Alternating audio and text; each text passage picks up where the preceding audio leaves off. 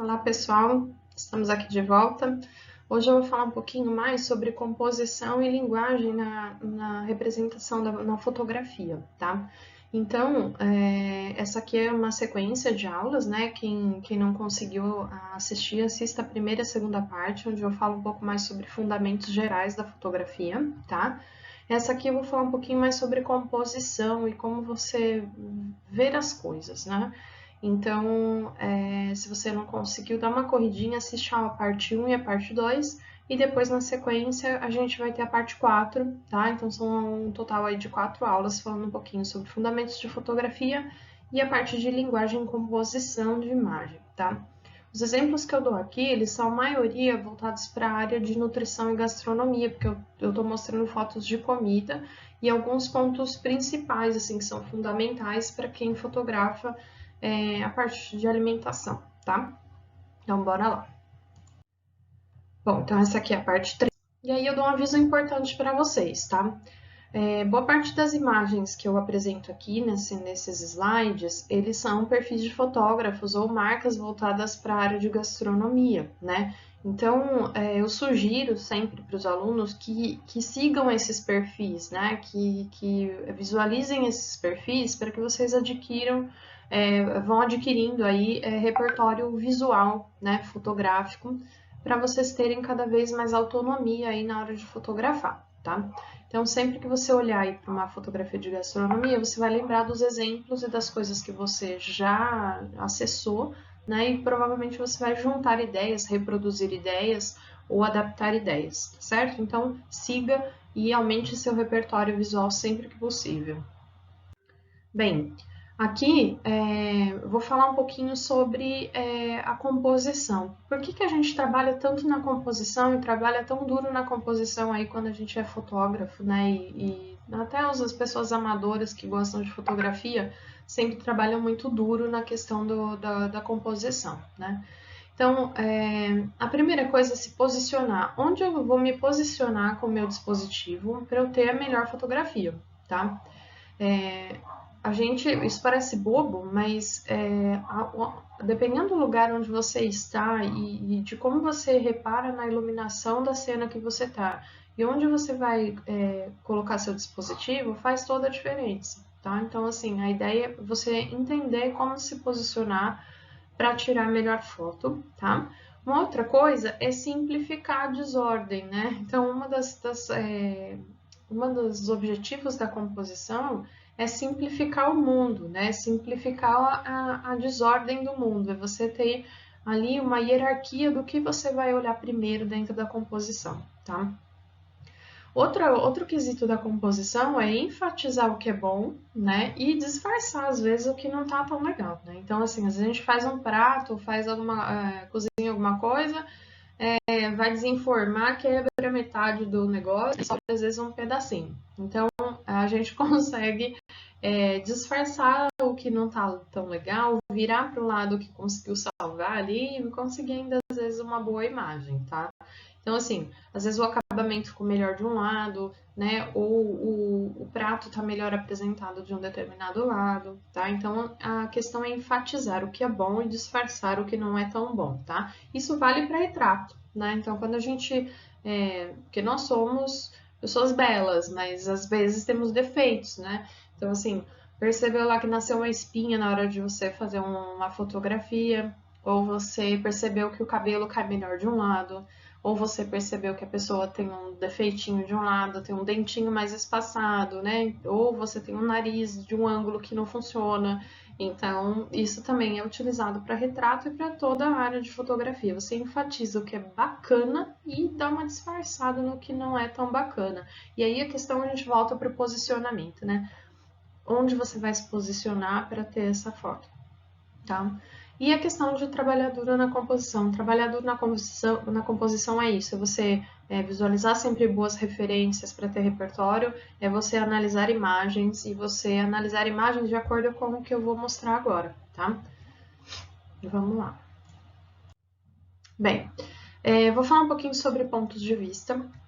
E aí, esses elementos que eu vou mostrar para vocês agora, eles são elementos de composição e de gestalt. O que é isso, né? Você tirou isso da sua cabeça? De onde você tirou isso, né? Na verdade, existem estudos sobre a questão de composição, de equilíbrio da imagem, dos elementos que se considera numa composição, do que você pode prestar atenção para você analisar uma imagem, tá? Então, assim, a questão do equilíbrio da imagem, a questão de simetria, a questão de repetição, a questão de proporção dos objetos que você está enquadrando, tá? A questão de você valorizar um primeiro plano ou valorizar o segundo plano, a questão de você mostrar vistas de cima, vistas de baixo, grandes distâncias, pequenas distâncias, a inclusão de planos de fundo, tá certo? A questão de contrastes, de formas, isso tudo são estudos que existem de como o nosso cérebro faz leitura de formas e imagens, né? De cores, de contrastes. Então, tudo que eu vou falar aqui agora tem a ver um pouco com essa parte de composição e também de Gestalt, que é essa parte de como os objetos, como a gente enxerga o mundo, né? Por que a gente enxerga o mundo? A partir de que propriedades das coisas a gente enxerga e o que fica mais fácil ou mais difícil, mais confuso de enxergar, tá certo? Então, eu vou seguindo aqui os exemplos, falar um pouquinho de equilíbrio de imagem, tá? Na fotografia, a gente sempre busca o equilíbrio da imagem, né? Dentro do quadro que você estiver trabalhando, como que você vai fazer o enquadramento, se você vai fazer centralizado, vai fazer deslocado, se vai utilizar a regra dos terços, o que você vai fazer para deixar essa imagem equilibrada, enquanto informação existente ou inexistente, informação de coisa e de fundo, tá certo? Então, aqui um exemplo de equilíbrio da imagem, uma imagem equilibrada, onde eu tenho, por exemplo, um eixo central, e essa é uma boa dica para detectar simetria na imagem. Então, você projeta um eixo imaginário na sua fotografia e você compara lado direito e esquerdo e vê se a proporção do que tem para um lado e para o outro ela está adequada, tá? Então, aqui, por exemplo, não tenho exatamente a proporção aí. Por exemplo, esse canelo que está em cima, a gente tem uma ponta dele um pouco para baixo ali, e ela é um pouco diferente da ponta que está do outro lado à direita, mas ela está proporcional em volume de massa clara, né, desse objeto que está aí em cima. E a parte de baixo, né, o bolo que está embaixo, eu consigo verificar que ele está bem simétrico em relação ao quadro, tá? Então, é uma forma de eu detectar se a imagem está equilibrada, tá? Então, a proporção de coisas claras é igual, a proporção de coisas escuras é igual. Por exemplo, a canela que está apontando para baixo do lado esquerdo, né, ela tem um peso mais para baixo. A que está para cima, o peso dela maior é em cima. Portanto, abaixo no prato eu tenho um molho do lado direito com um brilho, que também é uma informação clara. E é esse brilho que faz a imagem ficar equilibrada, tá? Então, é esse tipo de informação que vocês precisam notar na imagem a partir de agora, tá? Então, aqui eu já tenho uma simetria que a gente chama de simetria rígida. O que é isso? O que eu tenho para cada eixo é exatamente o que eu tenho para lá do eixo, é idêntico, tá? Então, assim, as informações de cor, a informação de formato, a quantidade de objetos de um lado e de outro, tá? Então, a simetria rígida, ela pode ser utilizada como um recurso de você deixar uma imagem estática, né? Parece que ela está parada, regular, ela é simétrica, tá? Então, assim, com a precisão com que foi executado o prato, a simetria é bem-vinda, né? Para mostrar que precisão, a ideia, como a ideia da fotografia e do conceito do prato é a precisão, por exemplo, tá? Então, as imagens geralmente que são simétricas, elas são imagens bem estáticas, rígidas, tá? Então, simetria rígida, ela traz essa sensação de estático, de rígido para a imagem, tá? Já nesse exemplo, eu tenho uma imagem que ela vai ter um equilíbrio assimétrico. O que é isso? Eu tenho aqui uma imagem que se eu cruzar aquele eixo central, né, de fora a fora na imagem, checando o que tem de um lado e de outro, não é a mesma coisa. Fica nítido que não é a mesma coisa. Portanto, ela é uma imagem equilibrada. Por quê? Porque eu tenho uma massa mais à direita, na parte inferior da imagem, e uma massa à esquerda, na parte superior da imagem. Eu posso ver também que a parte superior à esquerda está mais iluminada do que a parte à direita, tá? E se eu traçar uma diagonal, né, que meu olho acaba correndo meio que na diagonal por causa do posicionamento deslocado dessas duas massas, tá? Então, o que acontece? O meu olho ele vem para a informação do tomatinho com manjericão ali, que é a informação de cor mais presente nessa imagem, e depois eu faço uma leitura à direita nesse pão que está deslocado ali na parte inferior, tá? Então, assim, eu tenho um sentido de leitura e é legal fazer esse exercício também. Então, quando eu olho para uma imagem, meu olho corre primeiro para onde e depois eu vejo o quê? Né? O que eu vejo em segundo plano, em segundo momento, em segunda instância, tá? Então, nesse caso, a imagem está equilibrada, porque eu posso não ter pão do lado inferior esquerdo, mas eu tenho um olho pesto, brilhante e bem iluminado, né? Então, a imagem, ela acaba tendo esse equilíbrio, que ele não tem simetria, é um equilíbrio assimétrico, mas que eu consigo achar harmônico. Eu acho essa imagem harmônica, apesar de ser assimétrica, tá? Aqui no nosso próximo slide, eu tenho claramente um foco no primeiro plano, ou seja, a nitidez da imagem, o brilho da imagem. O que salta primeiro é o molho escorrendo, que está mais nítido e mais próximo de quem observa, tá? Então, aqui eu tenho uma ênfase no primeiro plano, tá? O segundo plano, né, isso aqui foi feito com uma lente tão aberta, né, que o desfoque aí é tão grande, que eu não consigo muito bem detectar o que tem embaixo, o que tem mais ao fundo, tá? Então, não dá para saber, se você não ler aqui do lado o que é, né, que são ovos Benedict, você não sabe muito bem o que é esse alimento, tá? Justamente porque o foco é o detalhe, é o escorrer, é o brilho da gema caindo ali, certo? Bem, aqui eu já tenho um foco no plano intermediário, ou seja, o plano central, tá? Ele está valorizado porque aqui eu não tenho tanto desfoque, eu tenho uma imagem relativamente nítida, que foi feita com uma abertura menor, tá? O que acontece? A posição onde foi feito o corte, onde foi posicionado esse pão doce, né, cortado com recheio no centro do quadro, eu vejo que isso está com uma valorização no segundo plano, ou seja, não é nem as fatias que estão tombadas na frente, nem o final do pão.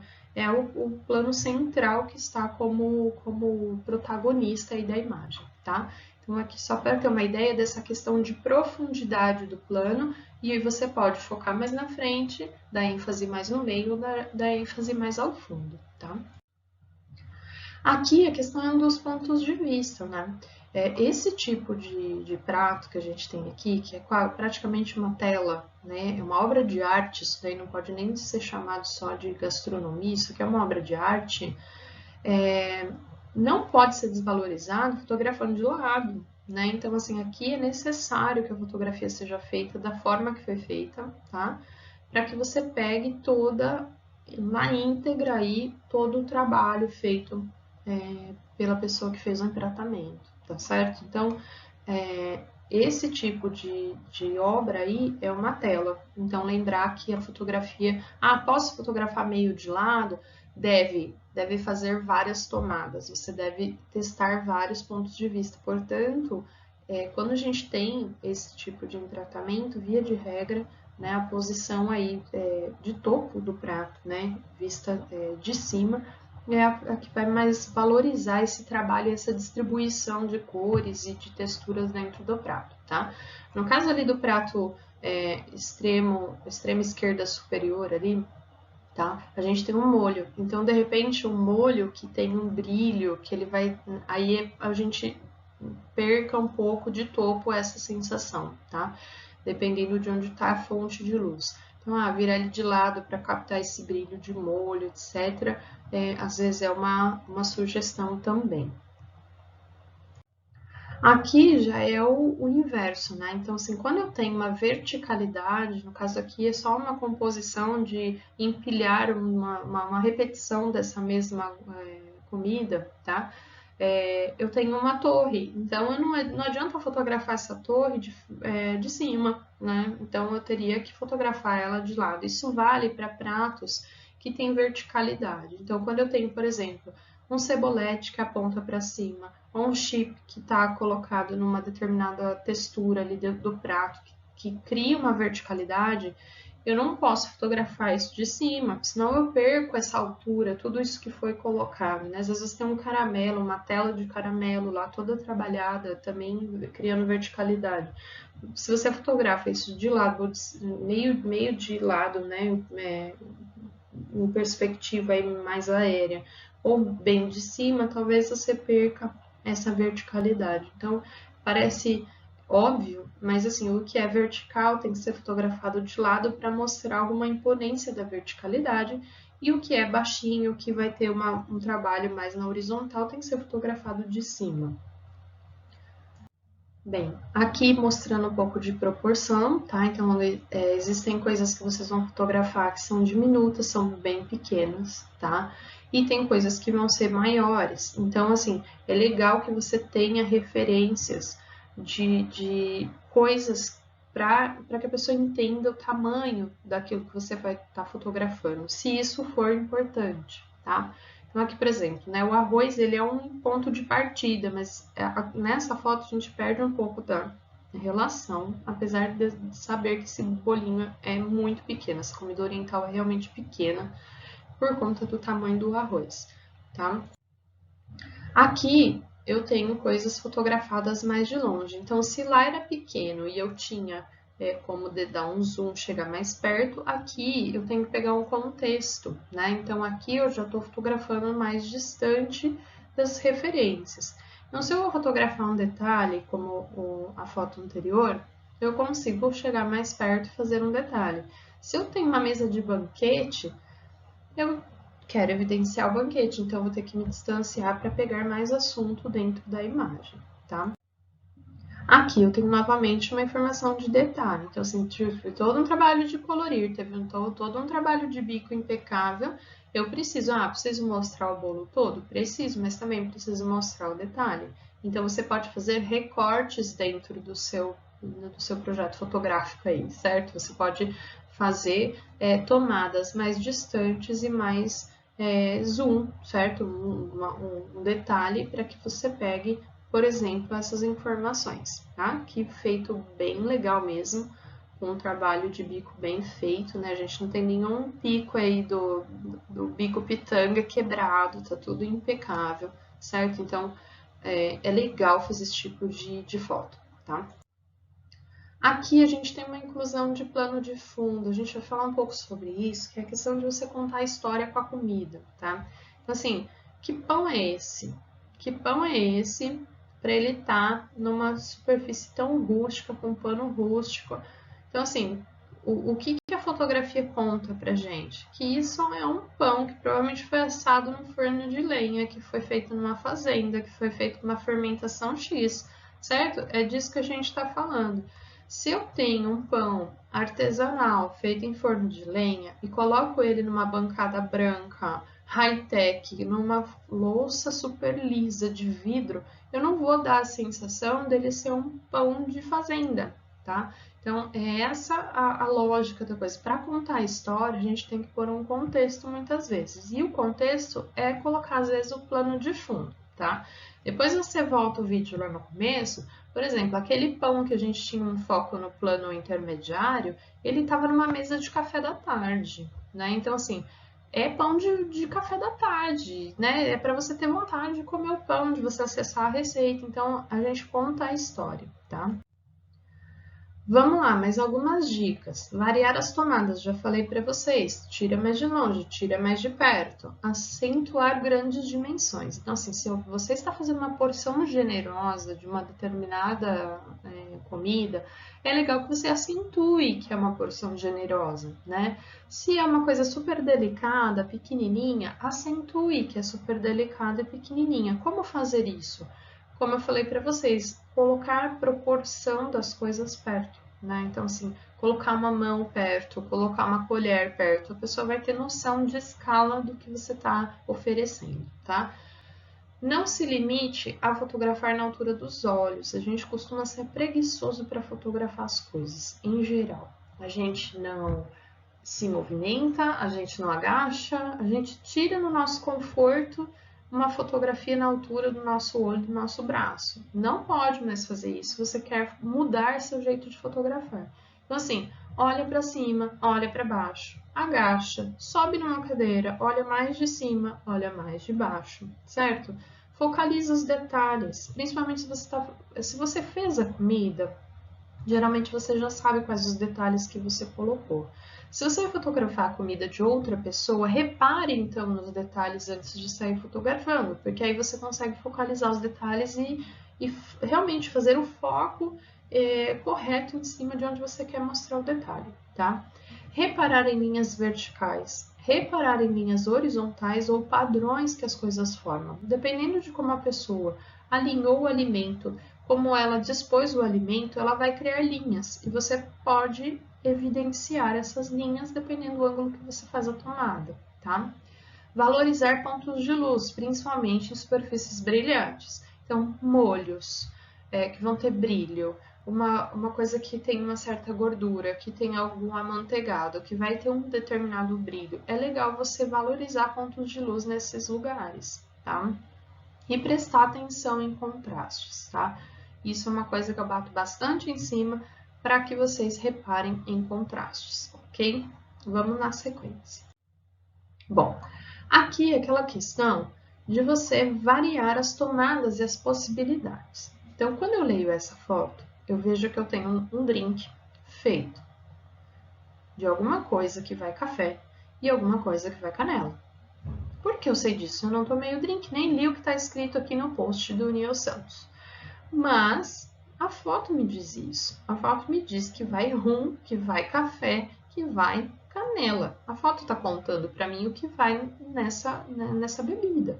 Então, assim, eu tenho uma contação de histórias pelo entorno do que ele está fotografando. Ele jogou tudo ali na mesa, organizou do jeito que ele queria e fez a foto, tá? Então, é isso que eu falo quando a gente está contando histórias, tá? Daqui a pouco a gente vai falar de linhas diagonais, mas percebam, por exemplo, essa colher comprida aí, né, de mexer o drink, comprida apontando para coisa importante. Então, ela direciona seu olhar para o foco mais iluminado, inclusive, né, a bebida é uma das coisas mais iluminadas da imagem, tá? Então, ele aponta para a bebida. Vamos na sequência, o mesmo produto fotografado de uma forma completamente diferente, com o fundo totalmente neutro. Eu só tenho uma figura humana, isso, uma mão segurando, tá? O drink. Nessa aqui, eu já não tenho contação de história, né? Eu tenho simplesmente uma foto de produto, tá? Então, é errado, é certo? Não, não é errado nem certo. São formas de mostrar a mesma coisa, tá? Não, só para vocês verem que cada uma vai passar uma ideia, tá? Nem sempre aquilo é mais importante ou isso. Depende do que você vai, para que você vai usar a sua fotografia. Se for para um catálogo, por exemplo, essa aqui é uma fotografia um pouco mais interessante. Não sei se for para o cardápio, ou se for para o cardápio eu quero mostrar quais os ingredientes, então a foto anterior é melhor. É uma foto de divulgação, que eu quero que a pessoa tenha vontade de vir aqui no meu estabelecimento tomar isso aqui. Então, de repente, a foto anterior também conta uma história melhor. Então, são essas as dicas e essa forma de visualizar, tá? Então, aqui a gente tem a foto mais contadora de história e uma foto mais básica, tá? Aqui é o ingrediente, tá? Nem sempre eu vou fotografar uma coisa que sofreu um preparo. Às vezes eu tô fotografando o ingrediente na íntegra, tá? Então, aqui eu tenho muito brilho, eu tenho muita textura e muita cor, né? Então, assim, eu tenho uma luz muito bem colocada, né, nesse ingrediente. Tem um fundo rústico, né? Tem um fundo rústico, mas é um fundo neutro, ele é cinza, ele não vai afetar a cor do ingrediente, tá? E eu tenho texturas, muitas texturas daí da escama, textura nesse fundo também, mas ela não tá brigando, tá? E o olho do peixe é um ponto, ele é um círculo, a gente vai falar de círculo já já. Aqui a questão que eu falei, reparem em linhas, reparem em padrões, reparem em texturas que estão sendo formadas dentro da sua imagem, tá? Então aqui os pães estando empilhados, e tendo as linhas, né, desses gomos, ele cria um movimento na imagem e uma textura, tá? Então, vejam que ele está bem no centro do quadro, né? A mão da pessoa, ela cria uma quebra na imagem, né? Mas eu tenho um fundo super neutro, tá? Que está desfocado e o pão aí tá como protagonista, certo? Que ele tem que ser o protagonista. Aqui eu tenho também um padrão por repetição. Eu tenho muitos peixes aí que vão ser assados, ou já foram assados, acho que não foram assados ainda, né? Que estão se preparando para entrar no forno. E eles criam um zigue-zague aí de textura dentro do alinhamento da assadeira, tá? Aqui, os verticais, né? Os aspargos, eles criam linhas verticais. Se eles estivessem deitados em perspectiva, a gente já teria uma outra relação, tá? Então, assim, quando fotografar de cima, quando fotografar de perspectiva, quando fotografar de lado, para você evidenciar uma determinada característica, tá? Então, aqui, a ênfase foi na vertical e na repetição, né? Aspargo, aspargo, aspargo, aspargo, aspargo, né? E aqui as horizontais, né? Horizontal e a questão da textura. Eu sempre falo, teria sentido alguém fotografar 1000 folhas de cima sem mostrar as 1000 folhas, sem mostrar toda a massa folhada, que vai ter assim 1 milhão de camadas, né? E toda essa textura de creme cortando uma coisa e outra, né? Então, assim, é tirar o melhor partido daquilo que você está fotografando também, né? Então, é por isso que eu falo, tem que virar em torno do alimento, você tem que posicionar aí de vários ângulos para ver onde você vai tirar esse tipo de resultado, tá? Então, horizontais aqui no caso, né? E as texturas. Aqui a captura do movimento, dá a impressão de que está sendo preparado, né? Que eu tenho uma ação, eu tenho um movimento aí do preparo dessa bebida, tá? E aqui eu tenho ela bem, né, iluminada, também o foco no primeiro plano e o fundo bem desfocado, tá? Então, assim, para eu ter realmente a valorização dessa primeira informação. Bom, sobre enquadramento, vou falar um pouquinho sobre a regra dos terços, tá? A regra dos terços não é a salvação, não é a única opção. A ideia é a seguinte: entenda de composição para ter bons enquadramentos, tá? A regra dos terços, que é o que eu vou falar agora, ela é um ponto de partida para você parar de fazer o óbvio, tá? Para parar de fazer um pouco aquela foto convencional que a gente sempre faz, tá bom? Então, nós vamos falar de regra dos terços e do uso de diagonais, tá certo? Então, vamos lá. Bom, então aqui é o seguinte, eu tenho uma foto de um cupcake, tá? Mas ele tá deslocado, tá? Ele não tá no centro do quadro, tá? Então, é disso que a gente vai falar agora. A regra dos terços diz o seguinte: divida o seu quadro em 3 partes, tanto na vertical como na horizontal, tá? E faça o seu enquadramento em uma das linhas de terços e não nos seus meios aí, certo? O que acontece? A gente costuma, vou fotografar uma coisa como esse bolinho. O que eu faço? Eu ponho ele no centro do quadro e bato a minha foto, tá? Quando a gente cria esse deslocamento, a gente cria uma sensação de continuidade da imagem, o nosso olho percorre um pouco mais pela imagem e aguça a curiosidade, tipo, o que tem mais para lá? Será que tem mais bolinho? Que luz é essa que está iluminando? Que mesa é essa que tem aí, né? Então, assim, é interessante para você criar essa sensação de leitura mesmo da imagem, tá? Nesse caso aqui, é uma imagem extremamente simples, tá? Extremamente simples, mas a gente precisa começar a pensar nisso. Ah, gostei dessa imagem. Como que está o enquadramento da principal parte? Onde está o foco da principal parte? Está no centro? Do centro do centro? Ou ela está enquadrada no terço? Ou ela cria uma relação com o fundo e com a frente. É aí que a gente começa a falar sobre composição, tá? Então, aqui é um ponto de partida, tá? É uma receitinha de bolo, certo? É tipo um ponto para você falar, ó, começar a sair um pouco do óbvio e sair um pouco do centro. O outro problema é que quando a gente coloca a foto no centro, a gente cria aquela simetria rígida. Então, a imagem fica endurecida, ela fica enrijecida, tá? Ah, professora, mas eu vou fotografar uma coisa circular, que tem uma excentricidade, tem uma coisa dentro da outra e tal. Nesses casos, o centro do quadro ele é importante, tá? Então, assim, o centro do quadro ele não vai ser descartado, tá? A gente só vai parar de fazer o óbvio, a gente vai tentar fazer um pouco diferente, ok? Bom, aqui eu tenho a regra dos terços aplicadas na vertical, né? Aplicada aqui as linhas na vertical. Então, aqui eu poderia ter colocado isso aqui rasgando o centro, criando uma simetria? Poderia, portanto, ficaria óbvio, ficaria mais rígido, certo? Então, assim, mas e se minha intenção for ficar rígido e for ficar óbvio? Então, eu coloco no centro do quadro, tá? Então, aqui, ó, poderia ter feito uma foto aérea? Poderia ter feito uma foto aérea com o sorvete, a cereja concêntrica, a taça concêntrica ao prato e isso no centro do quadro. Sim, faria todo sentido. Não fiz essa foto, mas faria todo sentido que ela fosse no centro do quadro nesse caso, tá? Então, só para vocês verem a relação e quando fazer uma coisa e quando não fazer. Bom, as diagonais é o seguinte, a diagonal ela costuma quebrar um pouco a rigidez da imagem também, tá? Então, além da gente trabalhar na regra dos terços para quebrar um pouco a rigidez, a gente pode utilizar as linhas diagonais. Lembrando que diagonais, tomem cuidado, não é entortar sua câmera para a coisa ficar caindo, tá? Não é entortar a horizontal. A gente vai falar um pouquinho de manter a horizontal. É você criar diagonais com a perspectiva da borda de uma assadeira.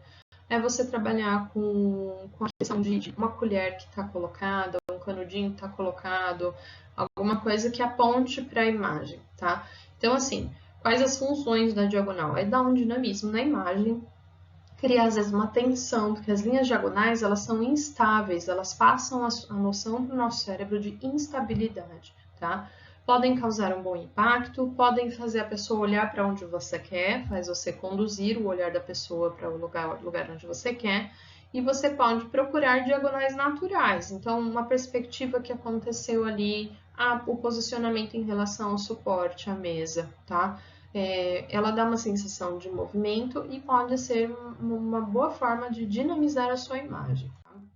Então, aqui, ó, eu tenho duas diagonais, tá? Os canudinhos que apontam para o sorvete e a colher que rompe com o fluxo do olhar, para que você meio que isole, para que você olhe só para o sorvete.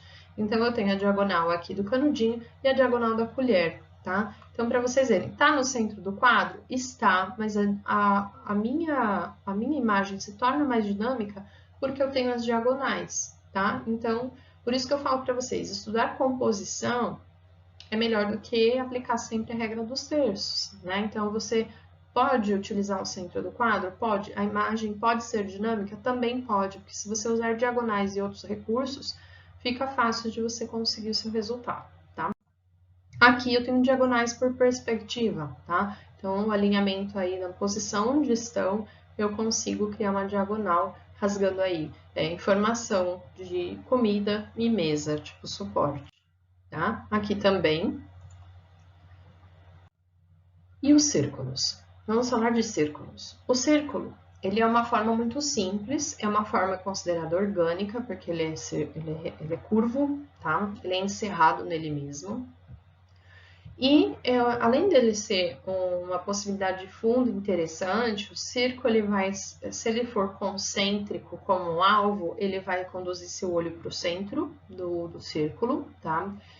E o círculo e o ponto são uma das maiores potências aí dentro de uma composição. Toda vez que você tiver um círculo ou um ponto na sua imagem, o seu olho é atraído diretamente para ele, tá? Então, assim, ele é um ponto forte, ele é um quesito forte dentro de uma composição, tá? E aí, se você tiver uma repetição de círculos, você vai criando também um dinamismo na imagem, como se ela fosse serpenteando, né, até você encontrar, tá? Então, o olho passeia por círculos, ok? Quando você tem uma sequência deles. Bem, então aqui é o seguinte, ó, o olho vai correr direto para o centro da torta, porque ele vai serpenteando em volta dela até chegar lá no centro, tá? Eu tenho aqui o que a gente chama de círculos concêntricos, tá? Aqui, a primeira coisa que a gente olha é essa uvinha, depois a laranja, certo? Porque são informações muito claras dentro da imagem, são pontos, né? Então, seu olho se atrai por aquilo, depois você faz uma leitura do restante, tá? Para você ver como o nosso olho busca por pontos, porque eles são formas simples e fáceis de compreender. Então, geralmente, são os primeiros que o nosso cérebro aí interpreta. Aqui eu tenho exemplo de pinceladas concêntricas, né? E aí, nesse caso, né, a gente pode colocar uma foto dessa no centro do quadro, tá? Então, assim, porque eu tô pedindo círculos e tô olhando para o centro do quadro, ele tá conduzindo o olho cada vez mais para dentro. Então, eu posso enfatizar isso com o centro do quadro, tá? E vou falar um pouquinho mais rápido do quadro dentro de quadros. É um pouco mais difícil fazer isso na gastronomia, tá? Mas é quando você geralmente coloca uma moldura para o que você quer mostrar de fato, né? Como se você colocasse um objeto dentro de outro, como se eu fotografasse por um vão, tá? Então, o que acontece? O contorno do quadro de fora, que não é importante, ele é só uma moldura, tá? Ele geralmente vai ficar mais escurecido, tá? Porque o que você quer fotografar com a luminosidade, a fotometria certa, tá dentro desse quadro, tá? E a parte de fora geralmente vai perder o foco, tá? Então cria às vezes uma sensação, esse tipo de fotografia cria a sensação de mistério. Que é assim, nossa, estou espiando pelo buraco da fechadura. É essa sensação que a gente tem quando cria quadros dentro de quadros, tá? Aqui eu achei alguns exemplos. Por exemplo, você fotografar uma coisa que está dentro do forno, né? E aí a própria porta do forno, a boca do forno ser essa moldura, né? Fazer vias de moldura aí para sua imagem, tá? Ou você fotografar alguma coisa que tem buraquinhos, né? Então, por exemplo, fiz um donut, eu fiz uma torta que tem uma coisa rendada que eu consigo, tipo, estender o preparo. Não sei, gente. Aí é questão de criatividade, lembrar que isso existe na hora que vocês tiverem alguma coisa vazada, tá? Que dê para fotografar. Ou você fotografar por dentro de um utensílio da cozinha, não sei, tá? Então aqui, ó, eu vou mostrar para vocês, ó, a beirada do forno faz vias de moldura para a pizza que tá lá dentro do forno, tá? Então, é isso. Então, eu tenho uma moldura e tenho a coisa lá dentro. Vamos falar um pouquinho de perspectiva linear. As perspectivas, né, são legais para você dar noção de amplitude, profundidade, e o que acontece muito é que a perspectiva ele traz diagonais natas, elas já são, tipo, a perspectiva já cria diagonais dentro da imagem, por isso são pontos de vista bem dinâmicos. Então, assim, quando você for fotografar algo em perspectiva, já verifique que você vai ter diagonais na sua imagem, tá? Então, são linhas que vão convergir para um ponto específico, parece que elas vão se juntar lá no fundo, tá? Você pode notá-las na profundidade, também na altura do que você está fotografando, tá? E você vai ter um ponto final, um ponto focal, tá? Quando a gente tem uma lente grande angular, o efeito de perspectiva ele acaba sendo mais pronunciado. Lembra que eu falei para vocês de aproximação de planos ou distorção de planos, né? Aquela profundidade. Isso acontece com as lentes angulares, tá? Então aqui, ó, por exemplo, eu tenho uma mesa posta, né? Uma comidinha lá pronta para ser consumida. E aí o prato, por ele ser um prato retangular, ele me dá diagonais, me dá essa sensação de perspectiva. Parece que o prato ele afunila no fundo e na frente ele é um pouquinho mais largo, porque eu tenho a convergência das linhas de perspectiva, certo? Em contrapartida com linhas bem horizontais aí dos veios da madeira e lá do fundo da mesa de apoio, certo? Então aqui alguns exemplos disso. Aqui a perspectiva dentro do alinhamento também da sobremesa ali no suporte de preparo, ok? Aqui bem claro, porque o meu docinho ele é muito quadrado, ele tem arestas muito bem definidas e ele foi fotografado de um ângulo que eu consigo ver exatamente a convergência da perspectiva, veja, né? Essas linhas vão se juntar lá no fundo, né? Porque isso aqui está em perspectiva e vai criando diagonais dentro da imagem, tá? Maravilhoso. Bom, a gente se vê então na parte 4 dessa aula, tá? Tô dividindo essas aulas, senão elas ficam muito pesadas, tá? A gente se vê na parte 4, na segunda parte desse item de composição, tá bom? A gente se vê até lá.